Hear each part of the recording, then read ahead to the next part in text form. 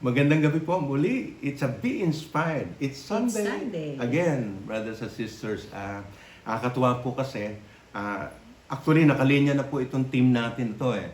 It so happened lang na lumabas yung about divorce, no? Kaya sabi ko, really, it's anointed team para sa atin po. Marriage, the divine architect of unity. Architect, ibig sabihin plano.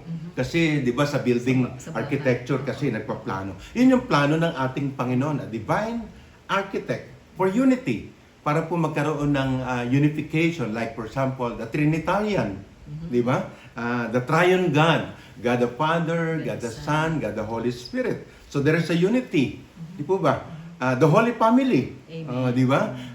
Mother Mary, Saint Joseph, and Jesus. So, there is a unity. Yun po yung isang napakaganda. Pero meron po ako narinig sa isang pare, sabi niya, kung gusto mo mag-asawa, nagpaplano ka pa mag-asawa, o single ka pa sa ngayon.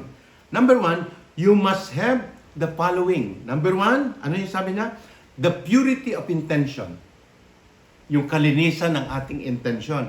Pero sorry po, kasama po kami ni Sister Emma, di namin naisip nung araw yun eh. Why? It is because we are not with the Lord. Amen. Yun yung isang kahalagahan po na pag-uusapan natin dito po sa ating divine architect of unity. It's the Lord center of our relationship. Second, the capacity to become. Ibig sabihin, bago ikasal, alam mo na, may kapasidad ka na magiging asawa ka, magiging husband ka, magiging wife ka, at magiging ama ka in the future. No? And the last is the capacity to remain. Remain. Fidelity. Amen. That is fidelity. Ibig sabihin, hanggang sa maging lolo. Di ba? Hanggang sa maging lola. Hanggang sa kamatayan. Till death do us part. Yun yung isang bagay po na nakita ko na nagpapatibay. Pero again, ulitin ko po, because of God, the marriage will become time. Amen. Sorry po, no? Bato-bato sa langit, ang tamaan, hindi ko alam kung matauhan o wag magagalit. Kasi po, pag in the absence of God, in the absence of the presence of the Holy Spirit, mahihirapan pong maiayos po ang ating pong marriage. Amen. Yun ang isang nakita ko. May mga bagay po na i-share kami ni Sister Emma sa atin, brothers and sisters, to nurture the unity in our marriage. Sister Em, number one? Yes, as we experience, my dear brothers and sisters, may isa pong nurturing the unity of marriage. One is the foundation of love and respect. Yung katatagan yun ng pag-ibig ko sa iyo at pag-ibig mo sa akin. At meron din respeto. A strong marriage is built in a foundation of love and respect. No? This principle foster a deep connection and understanding between our spouse. Amen. The spouse, no? Yes. Yung mag-asawa. Yes, like in Ephesians chapter 5 verse 25 says, "Husbands, love your wives just as Christ loved the church and give himself for us, for her." For us. Ang ibig sabihin ng Sister Emse, I am the follower of Christ. Amen. As a husband. As a Hindi muna yung wife. Huwag muna natin pag-usapan yung wife. Ako ngayon, tagasunod ako ni Kristo. Amen. So, ibig sabihin, tutularan ko si Kristo. Amen. Ang sabi po sa Scripture, just as Christ loved the church. So, the church represent by our wife. The wife.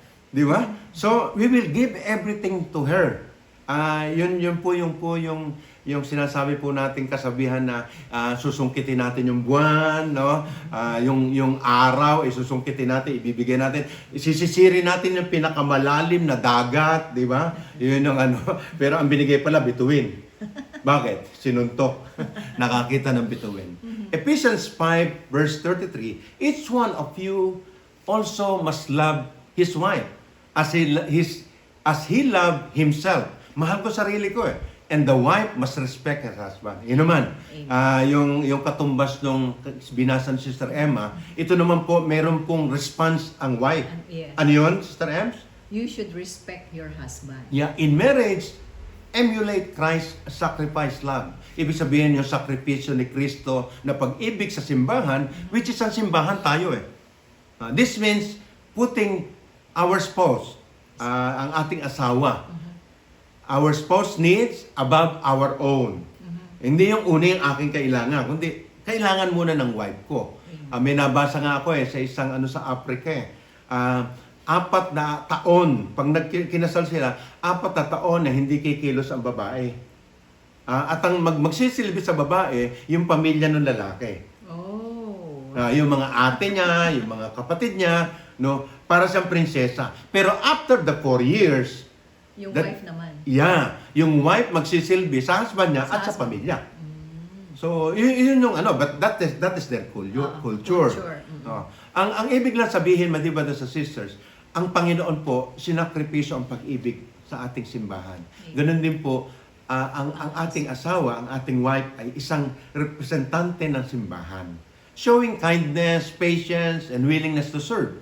Respect in marriage create a safe environment where both partners can thrive and grow. Actually, hindi lang po sa husband and wife yun, madibada sa sisters, para din po sa anak. Pag ang marriage po ay malago, mabunga, yung mga anak po, sa totoo lang, hindi mapapariwara. Amen.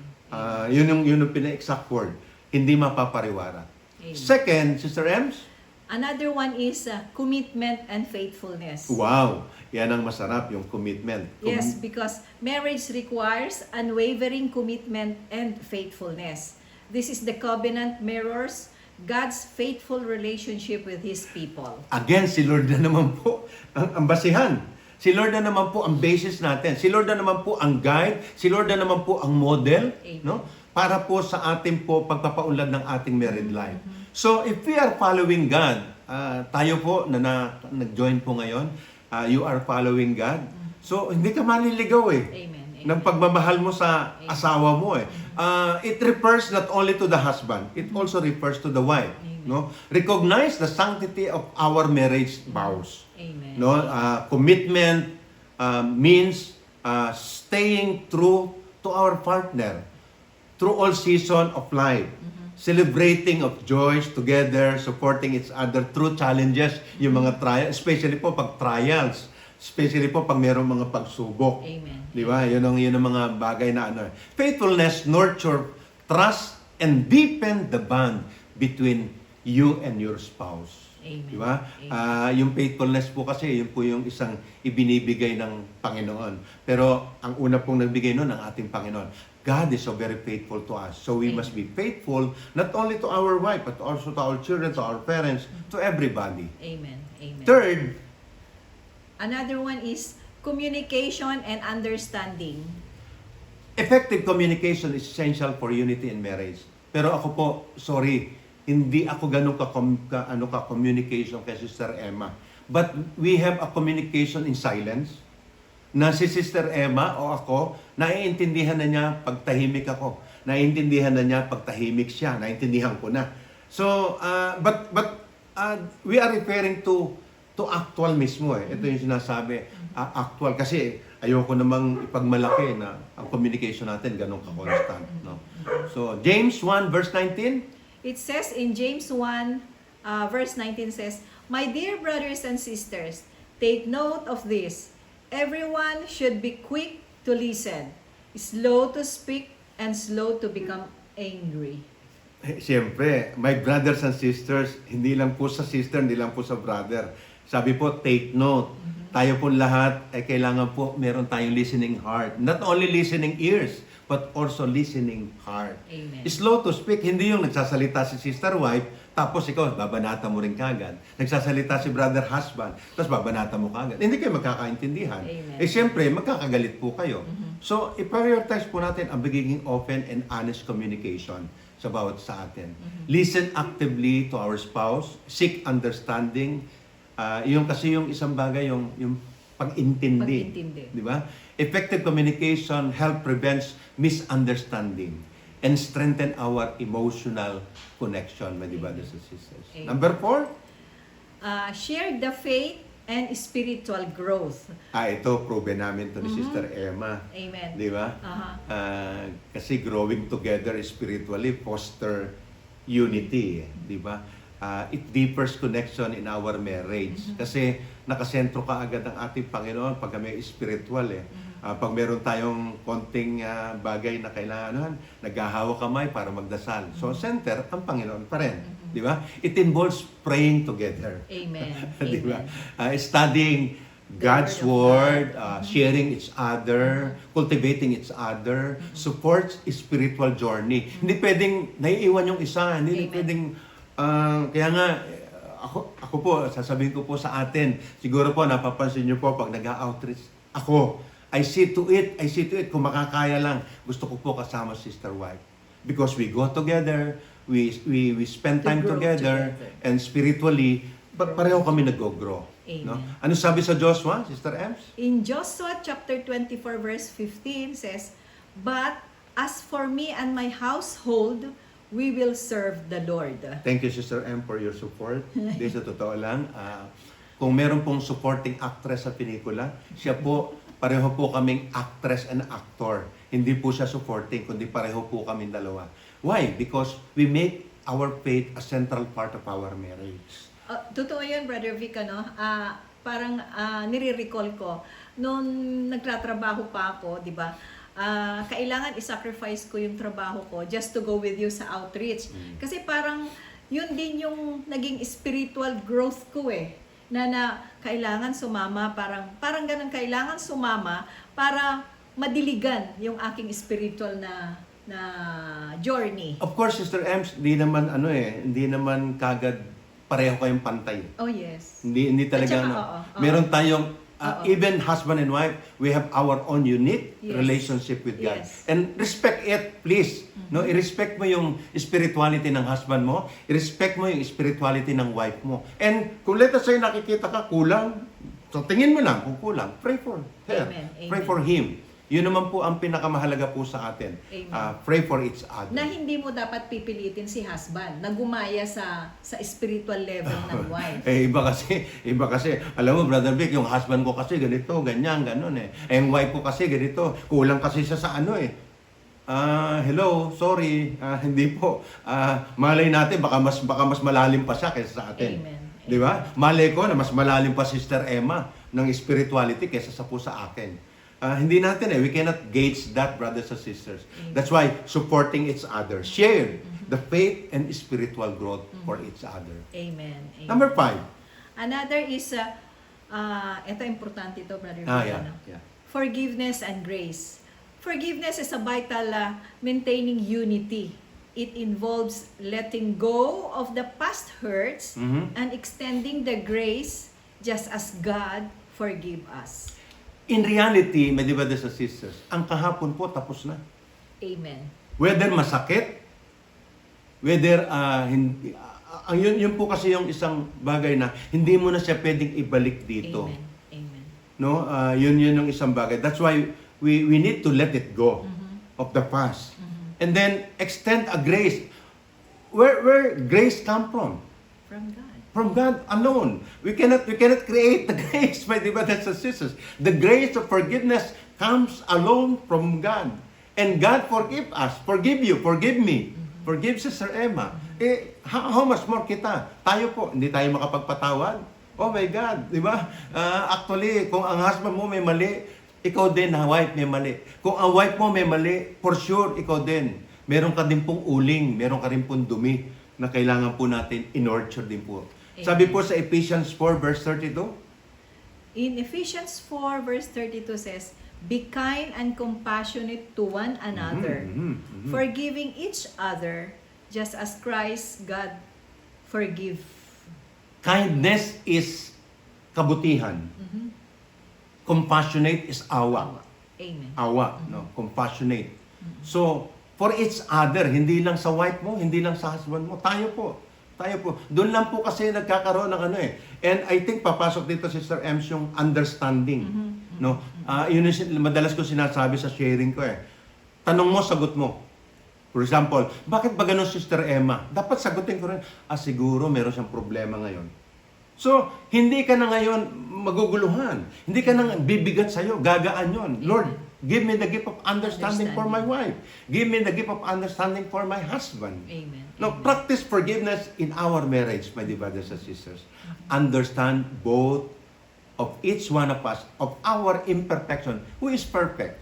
Are you Only perfect? God. It It's is only God. Amen. No one is perfect. Except- We all make mistakes. My dear brothers and sisters, daily. Amen.